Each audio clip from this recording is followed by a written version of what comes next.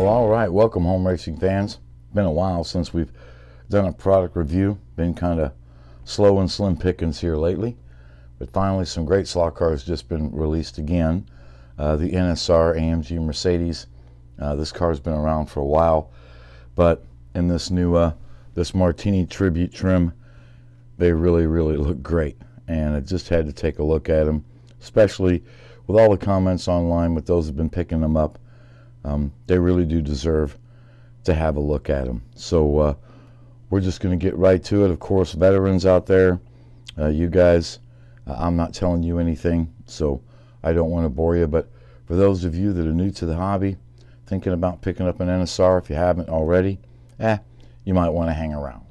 Okay, so some of you might ask what's so special about NSR, and why do they carry such a higher price tag?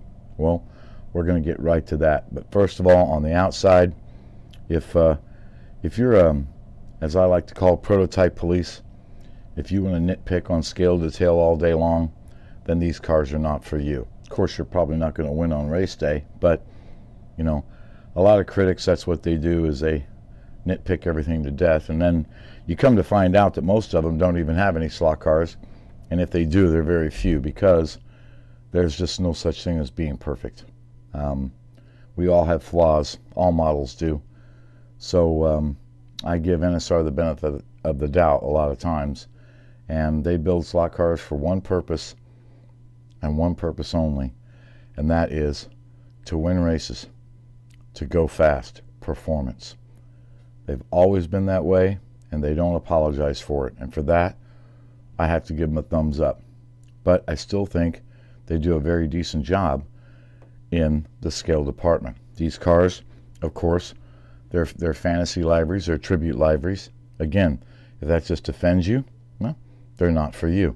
I think that they just look super cool to me. I love Martini, the livery, and I think they've done a great job with it.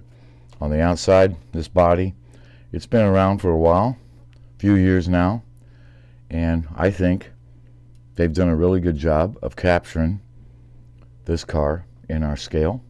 Like I said, nothing is perfect. If you're an expert on these cars, then you can spot the flaws. Then again, it's up to you. Is it close enough for you to invest in it, or is it not?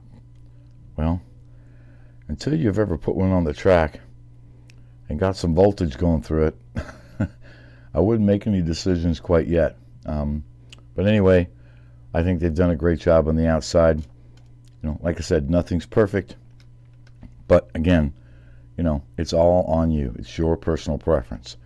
But as someone once said, it's what inside that matters most, and that's where NSR can really shine.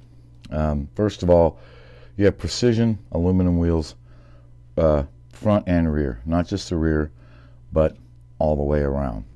Secondly, the pod system that they use on their cars is considered by many to be the best there is. And with all the championships that it wins, it's hard to argue that, really. Precision axles and bushings back here, there's just no free play, nothing. It's just exactly what you would expect. Same with the gears, very good precision, smooth fit, and durable. I've never had an issue with an NSR gear yet. So their motors, this is the Shark 25. We're showing this in Sidewinder, and it's a very popular motor. A lot of folks like them. Yes, there is a button magnet here. So overall, that's where the rubber hits the road, so to speak. The only thing about this car that's a personal thing for me is the guide, I feel, could be deeper.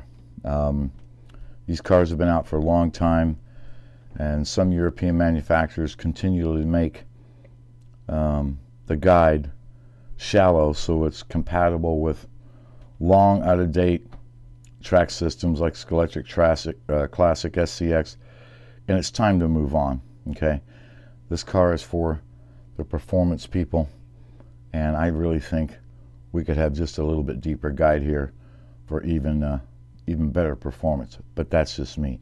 It does function just fine out of the box.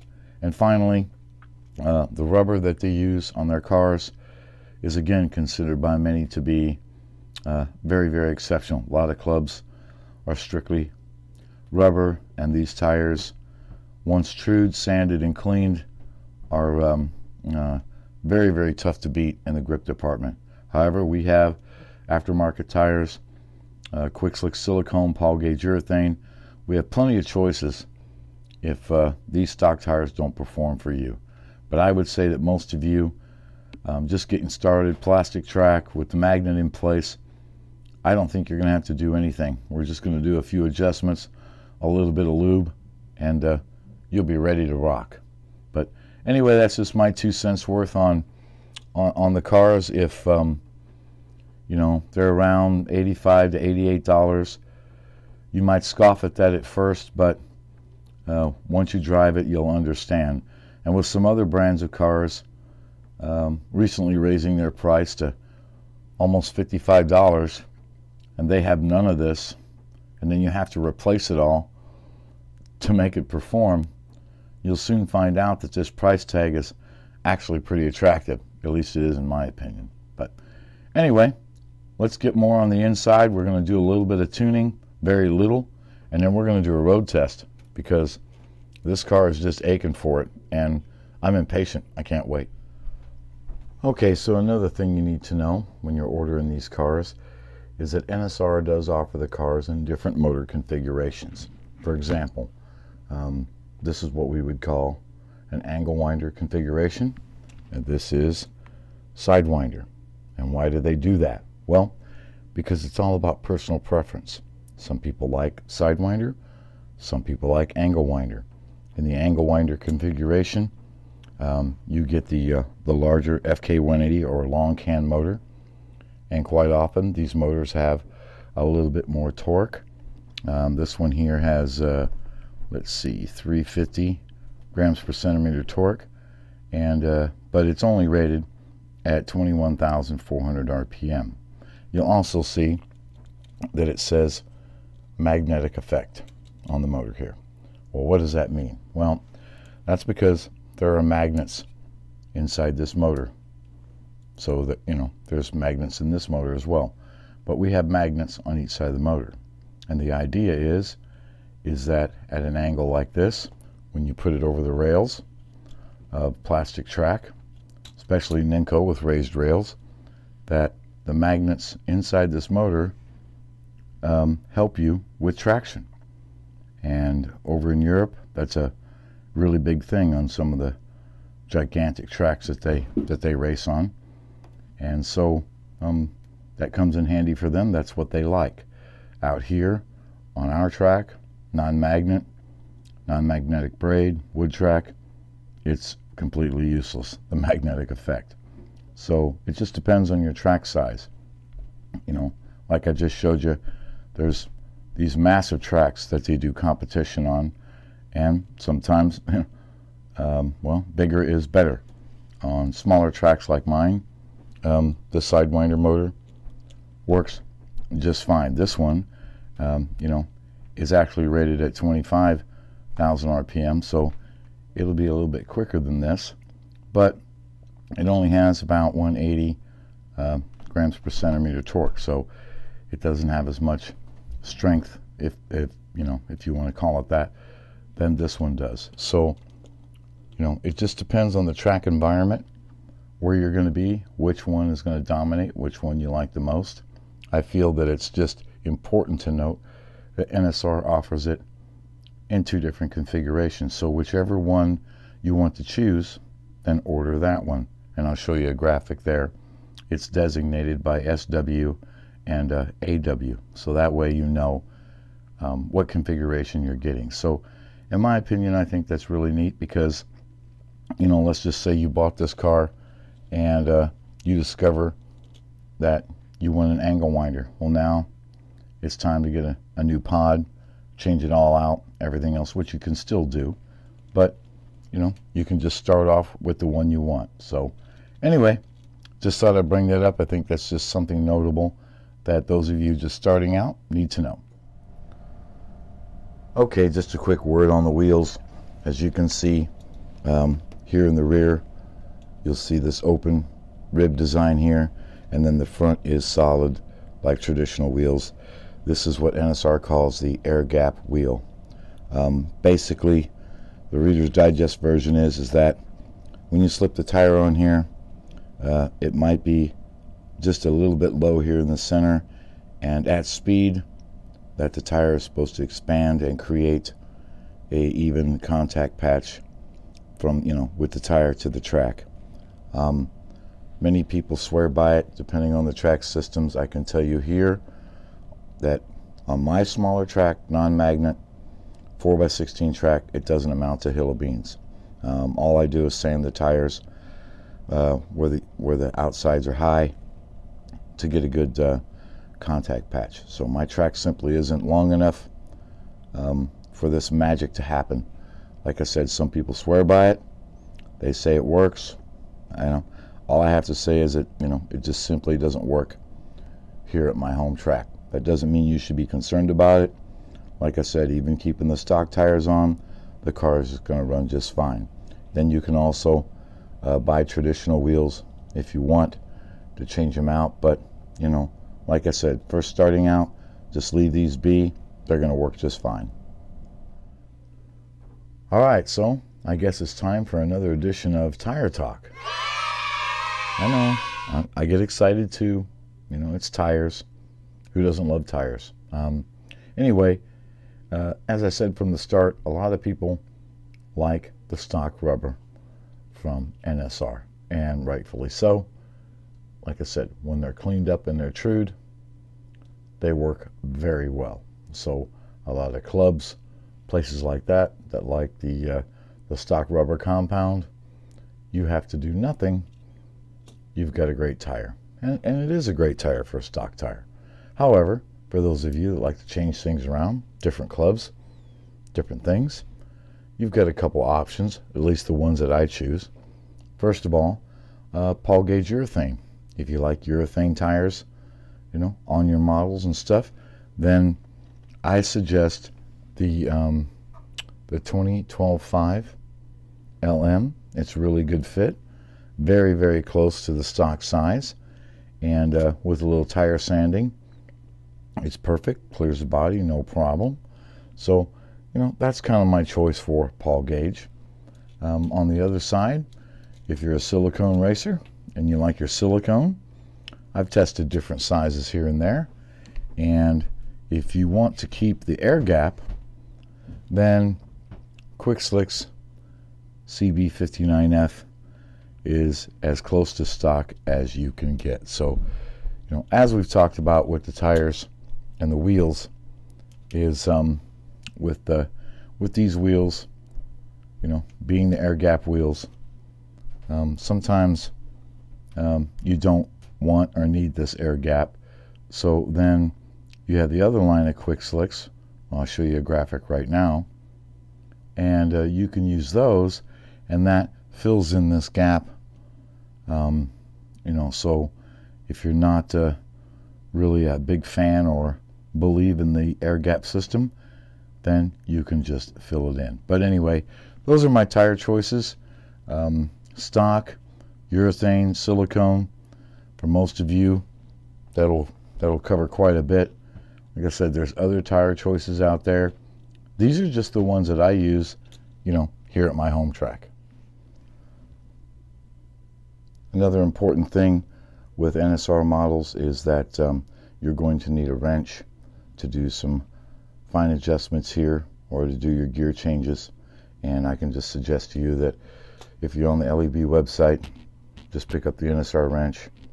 It's for the M2 5 440 set screws, and it works great. It's not that expensive, and you're going to need it. All these set screws here for your gears and for your wheels. I'll turn this wheel right here. You can see right there, that's the access point for there. And then up front, same thing right here. This is also what you're going to need to adjust your front axle height. You have two set screws here in the top, and you have two set screws in the bottom. Now, talking about those set screws, I've been told that this is new for 2022, is that the set screws for the front axle are already in place. So all you have to do is adjust them. Inside the case, they give you 4 set screws, and it used to be that's what we put here, but now they're including it in the front axle. So what are these for? Well, we're going to get right to it. All right, so now these 4 screws can be used for body height adjustment. There are holes here, 1, 2, 3, and 4, and you can take the set screw and you can carefully install it in here and bring it around, tighten it up. It'll go all the way through the chassis, and on the other side you'll be able to see right here, when you bring it far enough, that you'll see the top of the screw, sort of like I did here. You can just see it. And what that does is, on the body themselves, is you have these areas right here, and then you have these posts right here, and they are directly over the top of these openings. So what that allows you to do is you can put the screws in place and you can raise the body up if need be. Why would you want to do that? Well, a couple of reasons right off the bat is if your guide height or your wheel height, whenever you're setting up your front end, your front axle height, adjusting these screws, different tracks, different personal setup. Some people don't want the wheels or tires touching. Some people want it to support it. And the height of this axle is dependent on your track rails. Mine are flush. Some rails like Ninco are slightly raised, and that's going to determine, where you set your front axle. And sometimes that means they may or may not rub the fender. They usually don't, but sometimes they do. Well, being able to raise this body up just a little bit for the clearance goes a long way. The other argument is you can simply sand these tires down and reduce the diameter. However, some clubs don't allow it. So what do? You adjust it. Same thing back here. Some people, depending on the track systems, like a larger diameter tire. And again, sometimes going to a larger diameter, you could get some tire to body rub. So you simply raise it up. So anyway, that's what those screws are in there for now. Like I said, it used to be they were for the axle, but now for 2022, those come standard in the model on top and bottom. There's the bottom right there for you to adjust. So we'll get the adjustments later, but just wanted to cover those set screws.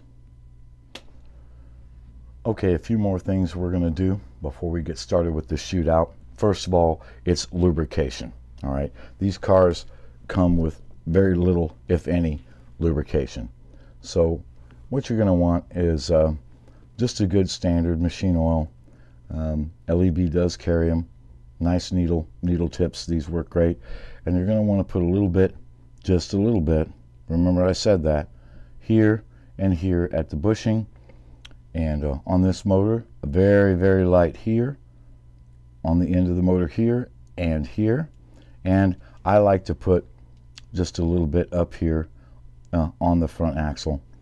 It does make a difference. And the same thing for the chassis back there. Second part of the lubrication is the gears. I like to use a PTFE grease, a synthetic grease, but again, not a lot. I like a light film. Okay, just a little bit goes a long way. You don't want to glob this on here and have it flying everywhere.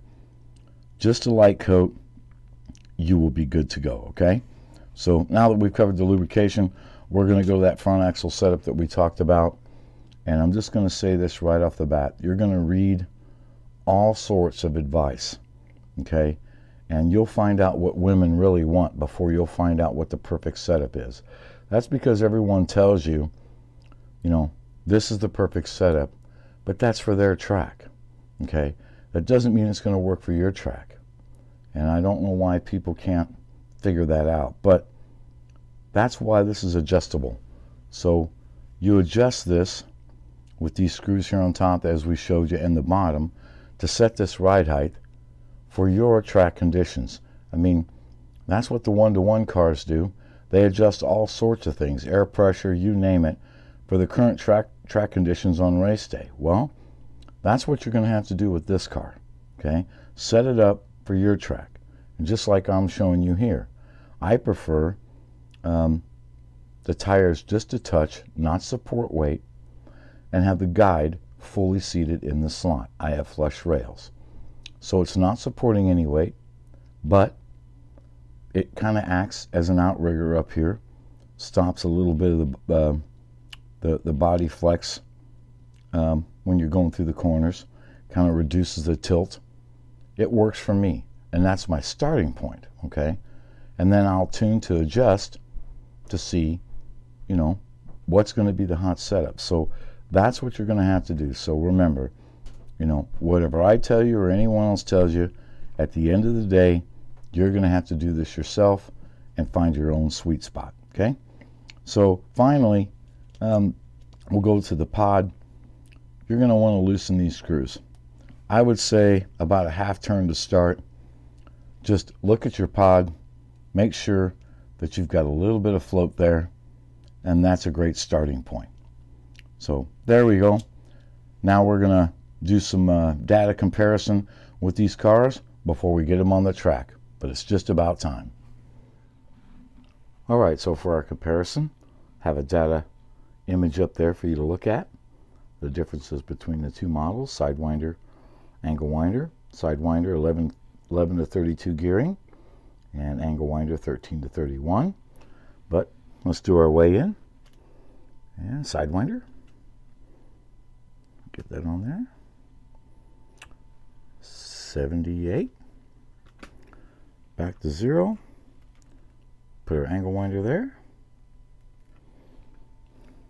And 88. Tubby little thing.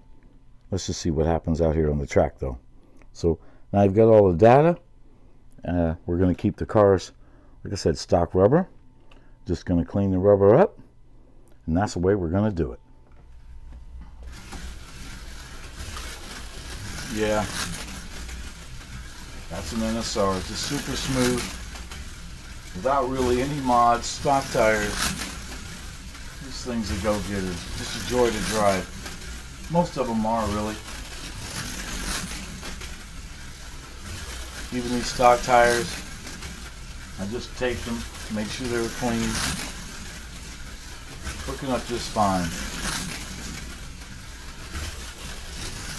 Oh yeah. Hot Rodicus Supersonicus.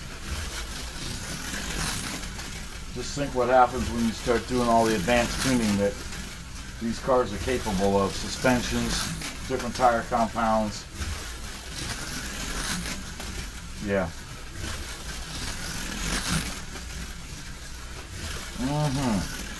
Well now, not bad at all. Like we said, stock tires, no other mods, just what we covered. 3.334 best lap. Alright, let's see what the Angle Winder has. And now our Angle Winder. Boy, you can feel the power difference right there. You can feel that torque.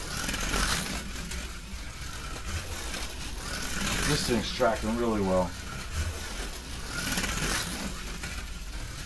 This thing's actually, I can just tell right now it's quicker. It's probably all tire. A little bit more tire sanding here and there, but this thing's flat getting after it. Oh, and look at that. See? And you guys think I never published that. There you go. I made a mistake. Yay. And look at that. A little bit of my driving, but look at that best lap. 3.269 for the Angle Winder. Isn't that something? So there you have it. And well. The slightly heavier car with a lower RPM motor is a little bit faster. You know, all these people that tell you, wait, a gram here, a gram there. Well, and then they add lead to the bottom. Sometimes weight in the right places isn't hurtful, okay? It does help you. But I think in this case, it's all about tire. I was looking at some tire wear, and I think I'm getting a better contact patch here, but they're very, very close. So either or, but I have to be pleased. And remember, when you purchase one of these cars, you have a lot to work with. You have suspension kits for these cars, the tire compounds, the different tires. I mean, there's a lot of tuning options with these cars that you don't have with other brands of cars. These are competition level, and NSR really provides, you know, a lot of options for you to tune for your track. So in my opinion, they've always been a great car. I've only got a few NSRs, but I've never had any of the Mercedes. Thank you, John, and the guys that motivated me to pick these out. Thank you, Dave Kennedy, for sending in our adversary right here. I think this was a great matchup, but I can't tell you that I'm upset with my purchase. I'll buy NSR all day long. They just run great. They look well enough to me, and they're just fun to drive. So anyway, I know this was kind of long. Hope you guys enjoyed the journey. And as always, I look forward to your comments online. It means a lot.